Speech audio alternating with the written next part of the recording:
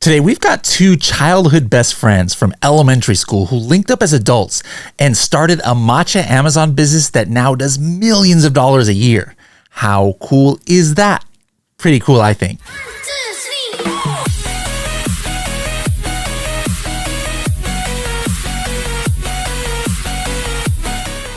Black Box by Helium 10 houses the largest database of Amazon products and keywords in the world outside of Amazon itself. We have over 2 billion products and many millions more keywords from different Amazon marketplaces, from USA to Australia to Germany and more. Use our powerful filters to search through this database for pockets of opportunity that you might want to get into with your first or next product to sell on Amazon. For more information, go to h10.me/blackbox. Don't forget you can save 10% off for life on Helium 10 by using our special code SSP10. Hello, everybody, and welcome to another episode of the Serious Sellers Podcast by Helium 10. I'm your host, Bradley Sutton, and this is the show that's completely BS-free, unscripted, and unrehearsed, organic conversation about serious strategies for serious sellers of any level in the e-commerce world. And we are going to the opposite side of the world today to, I believe, they're in Singapore. And it's funny because the way they were introduced to me by Crystal and somebody else from Amazon, she was like, oh yeah, I want you to meet the Matcha Bros. But I don't think that's their official name. So I'll let you guys go ahead and introduce yourselves to our audience. This is the first time you'll be on the show. Sure. So my name is Sam, and this is my business partner, Singchuen. We're not actually brothers, but we work together quite closely on a business that we started together. Our business is called Naoki Matcha. And as the name suggests, we sell matcha green tea powder in the United States, in the United Kingdom, and in Singapore. You know what? I've known you of you or about you. I literally thought you guys were brothers this entire time, not just because of that name. And so I've already learned something new. I literally thought you guys were brothers. No. We get that a lot. We get that a lot, yeah. Brothers from other mothers. Yes, I think we can go with that. Yeah. Okay. All right. Hold on. Now let's, I already learned something new. So let's just take it way back. Both of you born and raised in Singapore? Yep. How did you guys meet? Did you meet like some story like you met in university or how did you guys meet each other? Sam and I met, this is Singchuen, by the way. So I'm the business partner. Sam and I met in primary school. So we have known each other for quite a long time. So now that is a good story. All right. And then you went to the same one or you just met in the neighborhood or what? We went to the same one, and we actually were in the same school for like 10 years. And then our paths kind of diverged for a little while, but we reconnected in university because we were both interested in like business and entrepreneurship. And I think that's how it kind of like reconnected, and we started exploring different things. And that's how we started working together again. What did both of you major in university? I studied business, and Sam, he was actually a lawyer. Yeah, I studied law at university. Upon graduation, did both of you guys go into that field that you had studied, law and business? I guess in the sense that because we started a business would be quite relevant. But in another complete sense, it wasn't really that relevant because the things that you studied in school were geared to get you a role in a company. So it wasn't very practical, but the concepts, they were useful. Yeah. So after graduation, I did practice law for like a couple of years. And then while doing this business, and then at the end of the 2 years, I realized that I had two opportunities, and like this one kind of showed itself to be a bit more, had more potential. So I left the law and I went into e-commerce. Who discovered e-commerce first? Was it you, Sam? Yeah, so I think I really found out about this opportunity on Amazon and FBA, the ability to like sell in another country that is not yours. I think back in like 2015, 2016. This is like early days, right? But at that point in time, I was still like a university student, and so was Singchuen. So we really didn't have like the kind of resources that we needed to really tackle this opportunity, right? So we spent some time like learning about how to approach it. And we only really launched in like late 2016. And from then we went on our careers. We kind of like grew it slowly along the way. And then after a few years, we realized that, okay, the time is right. This is a good time to go all in. Okay, so in 2016, you guys had reconnected. You're like, hey, let's do something together while still having day jobs at that time? Yeah, exactly. Sam was a lawyer. I actually worked in e-commerce as well. I worked in Alibaba for quite a number of years. So it helped that I could bring a certain kind of context to how the Amazon platform worked. Um, and so we decided to start this sort of like to see where this would be going because it was exciting, it was an opportunity, and we always wanted to have our own business. So that was sort of like the paradigm in which we started off on. And so at the time in 2016, when you first just started dabbling in e-commerce, it sounds like you weren't all in. Yeah. Was it matcha that you got into? Was that your first thing, or was it other things? So when we first started, we started as most people do with like a search query on Alibaba.com. The first products we actually sold were like these glass teapots. So we realized that they were not too bad to sell. Actually, we reached like 5 figures in monthly revenue by like within a year. But we met the same problems that I think a lot of people encounter, which is that after a while, people see that you're somewhat successful, and then they'll try to launch a copycat product, right? Yep. And therefore, when we found that happened to us, and we found it very difficult to grow. So we really were like scratching our heads to think about like what other types of products or categories that we could do. And that's why we landed on Matcha. Okay, so when you landed on Matcha, were you still working your day jobs, or by that time you were all in on Amazon already? No, we were still working our day jobs because for the matcha category and the grocery category, we found that like, it's not so much of like a quick win kind of situation. You need to invest the time and energy, and you need to have quite a lot of patience before your results actually bear fruit. And for us, that took actually a number of years because you need to kind of like build your credibility and gain experience in what you're selling as well. Are we still talking 2016, or are we already now in 2017 in the timeline, or where are we at when you guys decided Matcha? Right. So in 2016, we dabbled in Matcha, and then we spent the next 2 years essentially trying to improve the product and better understand the category and the product market fit as it is in the US. And we took like a couple of years to do that properly. And I think it was only about 2020, right after COVID hit, when we realized that, okay, the product is good. We have a good product that can stand up against the other competitors in the space, and we're going to go all in and grow this thing. On the side of this, because our matcha green tea is from Japan, and there was a requirement. I wouldn't say it's a hard requirement, but there is an understanding that in order to get the good product in Japan, especially from your suppliers, you kind of need to cultivate the relationship a little bit and take some time for them to trust you. And so it's not as though as we didn't want the best product right in 2016. Number one, it's not. It's a learning process, right? Especially when what the market is telling you of a certain kind of taste that they prefer. But it's also bringing back those requirements to the suppliers and the factories to let them know this is the taste that we want. And barring communication barriers, there's still that they need to feel each other out to exactly ascertain what we're looking for. And that took quite a bit more time than what you would be doing on Alibaba. That's what has me curious. This is not something you would just like find on Alibaba. So where did how did you guys land on Matcha? Was it something you guys just liked?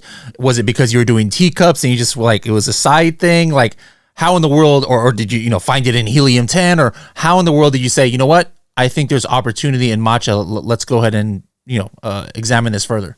In Singapore, generally we are exposed to Japanese culture quite a little bit already, but more closely, I guess it's also because I like green tea. So at a point of time, I didn't drink a lot of matcha, but I knew about it. So we explored that as a potential item to try to sell. And in that sense, it checked all the boxes as well, right? Whether it is for the economics, the logistics, the business fit, branding, pricing. And that's how we started off on like taking the first step. I think also at that point in time, this is like 2015, 2016, right? I think matcha was just beginning to get popular in the US. So yeah, that's when I think the craze started, right? So I think we were also at like the right time in the right place, and we realized that, we could marry like our interest and the market opportunity in front of us. And that's how we really landed on matcha. I don't have any matcha shirts or anything, but you mentioned like Japanese culture. So I got my Astro Boy jacket here. I got my old school Japanese Tokyo Giants hat here. So, I used to live in Japan when I was younger, and that was why, like matcha is not exactly a natural thing for an American person to like, but I kind of liked it before it was cool. And now, like you said, it's just like booming. Everybody's like, hey, matcha, you can go to Starbucks and get matcha this, and you can get matcha in, non-Asian markets, which before it was different. So that was, a little bit of foresight. Now, when you first started with the matcha, you had said until then you were dabbling in other things.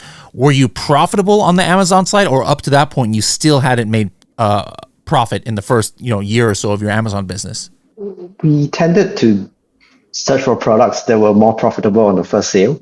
So in that sense, the first products that we went to, more like glass cups, teapots, things like that, they were already profitable. So it's not as though as we were dabbling in things that were really difficult to do, low priced or otherwise.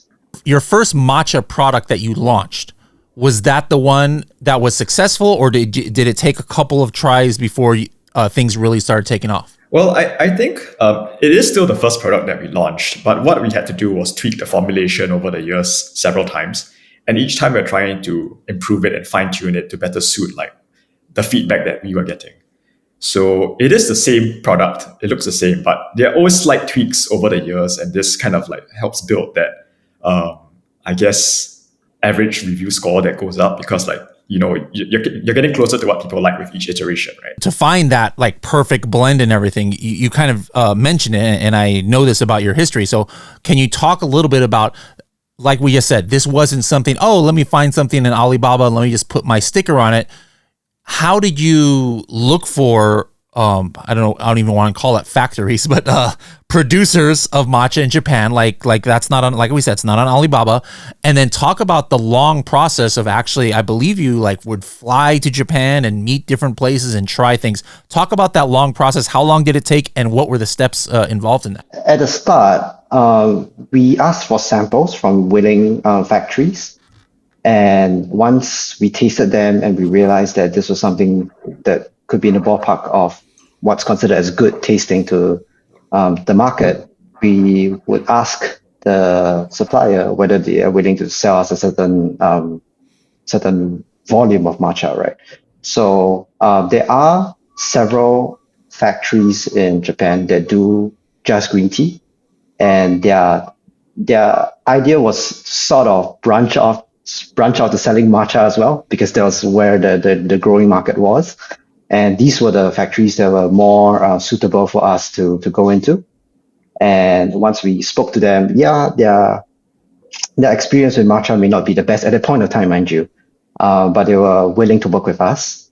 And over a period of time, once we let them know exactly what we're looking for, and they were willing to tweak to our preferences, that's when we got a good fit. And from then, as our volume started going up, more and more various factories started. Until that part, though, how long was that? We talking a month? We talking multiple months? No, that actually took quite a long time. I think about, if you're on the timeline, years, right? about 3 years at least. So around 2016 to 2019, right? There was, on the marketing side, Sam was trying to find a market fit.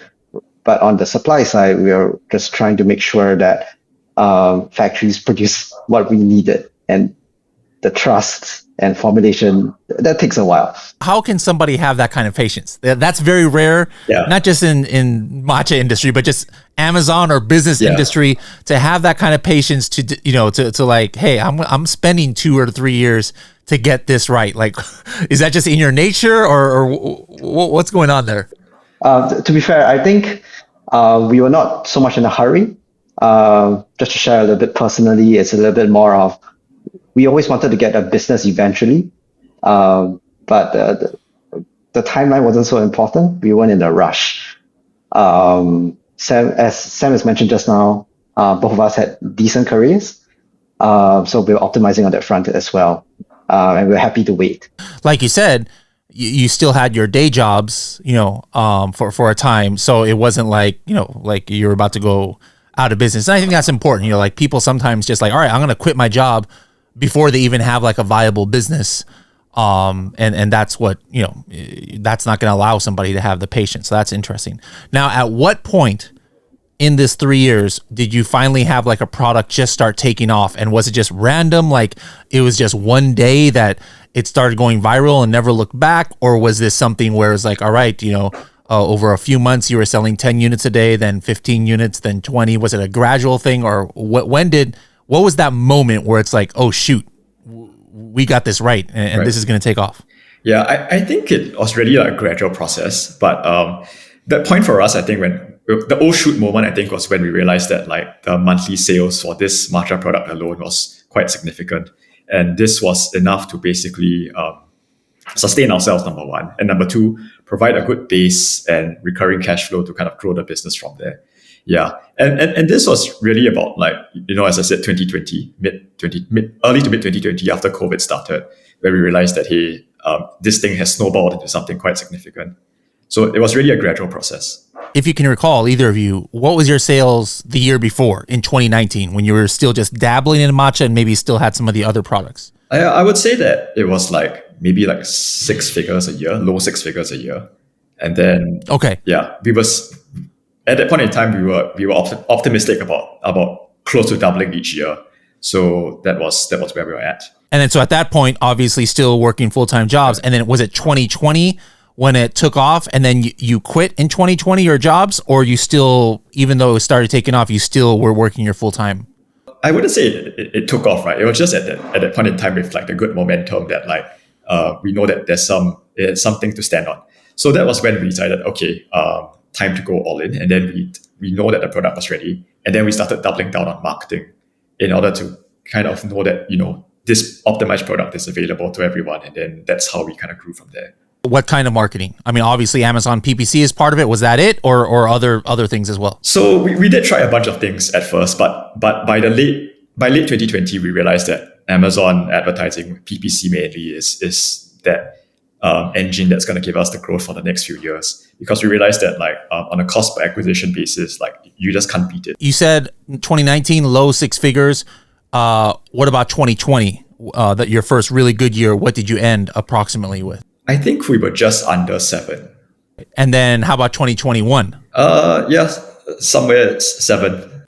All right. So now it's like you guys knew you had something. It wasn't just a fluke. Yeah. You know, you had some consistency there. Do you mind if I show your product on screen right now for those watching this on YouTube? Oh yeah, go ahead. Okay, so let me pull it up here. What was this variation family here of the Superior Ceremonial Blend? It says here, was this like your first product that you got into? Yes, it was. Okay. Now I'm looking now. It's like, you know, according to Amazon, according to Helium 10, you are selling throughout this variation family here thousands of units, multiple 6 figures per month just with this variation family. So this is the one that is your big seller. So I mean, if I'm looking at these numbers correctly, unless this is just a very nice month here, you're like what, in the mid 7 figures now or higher? I think that's fair to say. Yeah. Okay. And explain this product. You know, there's a lot. I like matcha. I understand it, but there's a lot of people who might like think like, what? Like, do you just like dump this in tea, or do you actually use it to cook something? Like what? Like how in the world are you selling almost 10,000 units of this a month? Like what are the people buying this to use for? Right. I think the way to look at this product is that it's a form of tea. And in Japan, it's enjoyed as a form of tea. Now, in America, it's usually enjoyed in a form of a latte. So imagine you have a tea, and then I think in some parts of the US, like milk tea is popular, right? So in the same way, you can add milk to matcha, and then you get a matcha latte. So because people find that coffee is not working for them for various reasons, whether like they feel like, nervous or anxiety after that, they try to find something else, right? So matcha kind of ticks all the boxes because it's got a little bit of caffeine, so you don't feel that anxiety that you get with coffee sometimes. And also there are like amino acids inside that help you stay alert for a longer time. So that was kind of like the health food appeal of matcha. But that's, I think, why it got popular. and that's why people drink it. So we also wanted to kind of share a bit of that Japanese heritage of matcha in our product, which is why it looks the way it does. Because in Japan, actually, the traditional way of preparing it is to take like a teaspoon of the powder, add some water, and then whisk it up with this bamboo whisk until it becomes like nice and frothy. I see that here in your your premium A+ content. Exactly. I can see a little bit of that here. You're telling that story. Really great branding here. Yeah. I really like that. So they whip it up into like this frothy little mixture. And I guess if you could kind of relate it back to coffee culture, I would say like it's like a matcha Americano. That's the way that they would drink it. And that's the main way it's consumed in Japan. Okay. Now you've got just a beautiful listing here. You know, it looks like premium A+ content. You're educating people here. You have a frequently asked questions, and then obviously you've got some great pictures here where you've got infographics. You've got a history lesson of matcha. You have pictures of it. I mean, what else? Like you even show the origin. I think I saw somewhere there's like different cities where this comes from. Where is that? Here it is. Here, like you're like, oh, hey, this one is from Kyoto. This one's from Fukuoka. You have the city. So like, I'm assuming that. Did you start this from like day one? Such in-depth like information here, or is this just gradually how you were able to kind of hone your branding? I think we didn't know that it would take this form at the very start. We knew that instinctively this is the branding angle that we want to work with. But as we grew with time, we were reacting to what's happening in the market, right?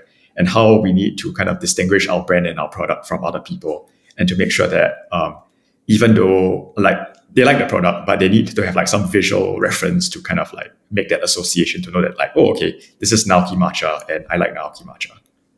You know what? I'm going to check something. Hold on. Let me see. I'm actually going to run Cerebro on one of your products. I'm curious, you mentioned, hey, people are actually searching for Naoki Matcha. I'm just curious, like what kind of brand recognition you have. So I'm just running Cerebro on here on our YouTube and podcast version. We'll speed this up. Let's see here. Because I have a feeling, you've been selling for a while now and you're doing so well that there are literally people who just search for your brand name. So let's take a look at how many people are searching for your brand name here. Hold on. All right. Here in Cerebro, I'm going to put phrases containing Naoki. And let's apply that filter. And wow, there's 45 different keywords that have Naoki in it. And with thousands of search volume a month. So people like know your brand. Just Naoki Matcha by itself has 1,200 search volume, and there's 45 other versions that people are actually searching for. So I mean that's kind of like what the goal is when you're selling on Amazon. Hey, sure, you want people to buy you on the generic searches like matcha tea or matcha powder or something, but you've kind of made it when there's actually search volume for your brand. You guys are getting, using expensive, matcha directly from the source in Japan. I'm sure there maybe are some competitors going like a cheaper route, or maybe, like I'm just looking here in the search for matcha tea, and I even see listings that are like $9, $9.95, and you guys are at like $40, $39. I see some that are, well, that's a different product, but like $7, $15. How can you guys stay at around the top? Like I'm looking at the BSR, you're like one of the top 3 in the whole matcha category. Like some people think, oh, I have to, like if cheaper sources come on, I'm just going to have to try and price match and then, race to the bottom. And I like to tell people, no. There's ways to still succeed even at a higher price point. What's your guys' secret where you can stay at this $40 price point and still make a lot of sales despite these cheaper alternatives coming into the market? Well, I think it's all about getting people to try it once. And once the person tries it once, right, and then they compare it to like the cheaper one that they've bought before, they realize like, the difference is like night and day, right? So what we want to do is to make sure that they realize that they're getting like a good price for this level of quality.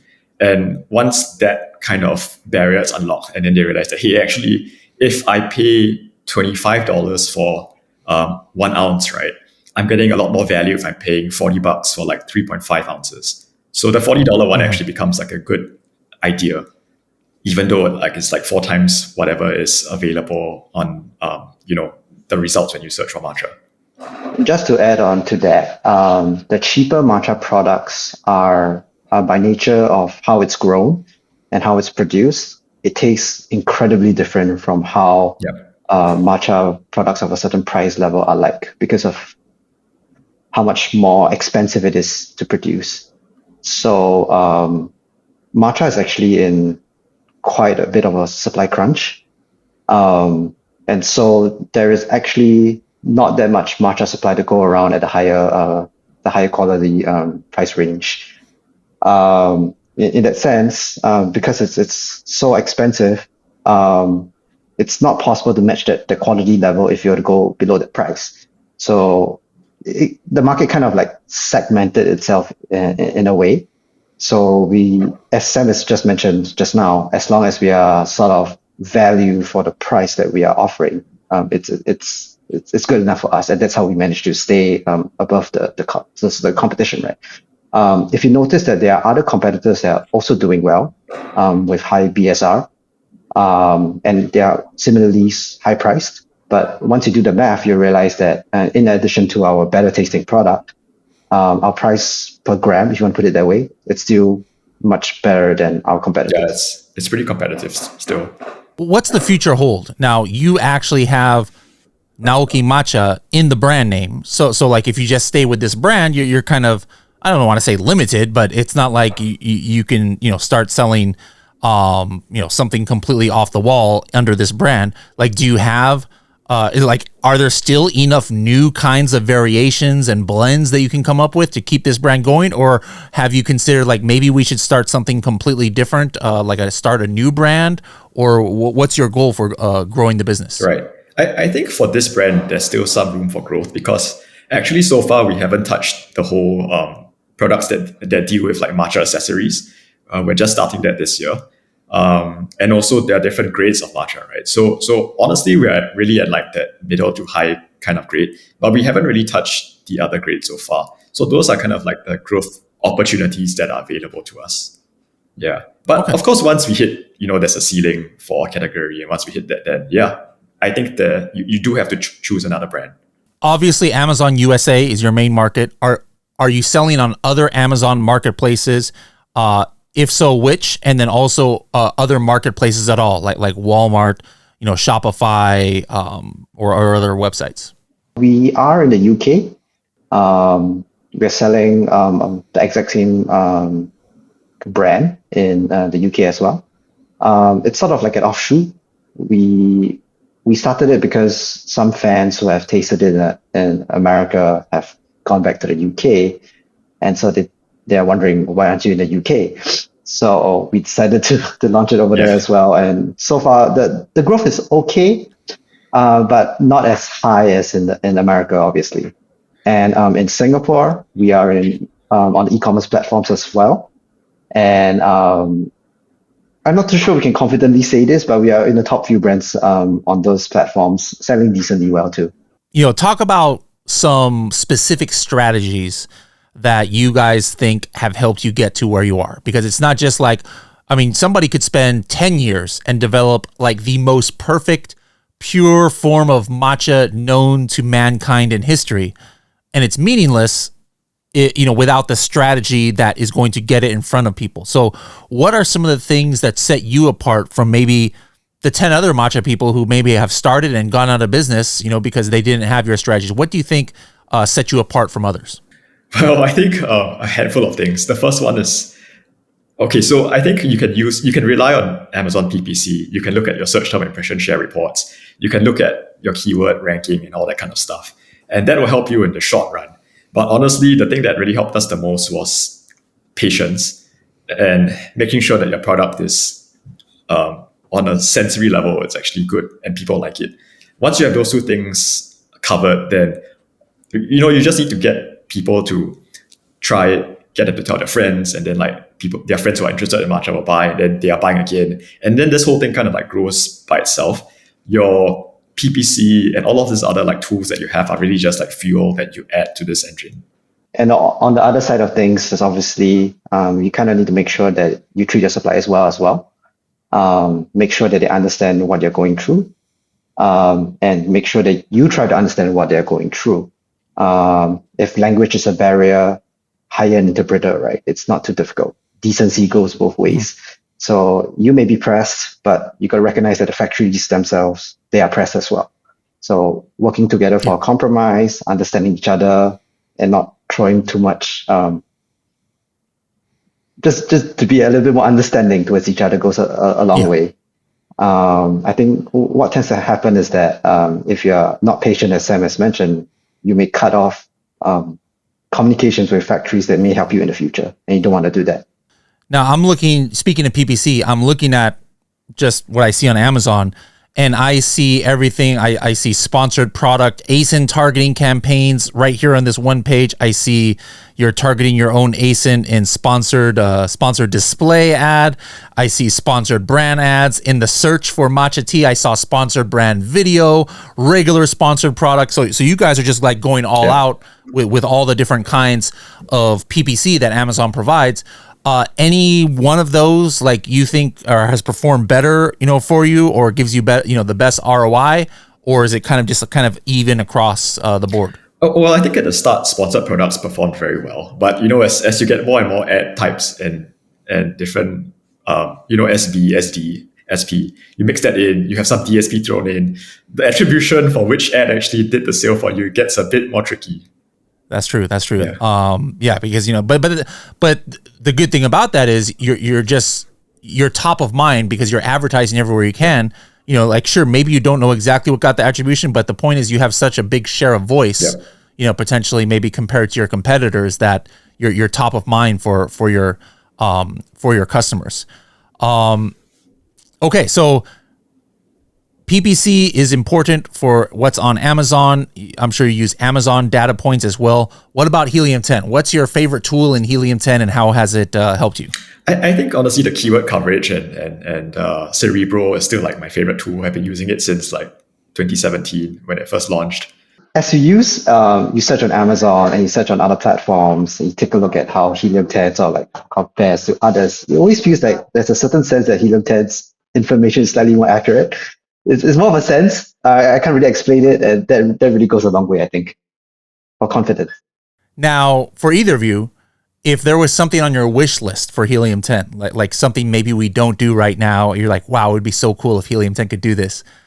Here's your chance to tell me what is on the Matcha Bros top wish list for what Helium 10 can help Naoki Matcha with. Right. So I think my number one wish list would be cohort analytics. So if, for example, I can see in January how many new customers I acquired and how much of them repeat over the next 12, 24, 36 months, that would be awesome. I don't think none of the big analytics platforms do this. There are some specialized ones that do it that we subscribe to, but they're expensive, and I'm pretty sure that you guys can do a better job. Awesome. Now, my last question is just, you guys have reached this level of success selling millions of dollars. Obviously, you two are working together. How many people total does it take to run the Naoki Matcha machine? Are you guys doing 100% of the work? Do you have virtual assistants? Do you have, in Singapore staff? How many people does it take to run your business? Right now, we are actually quite a lean team.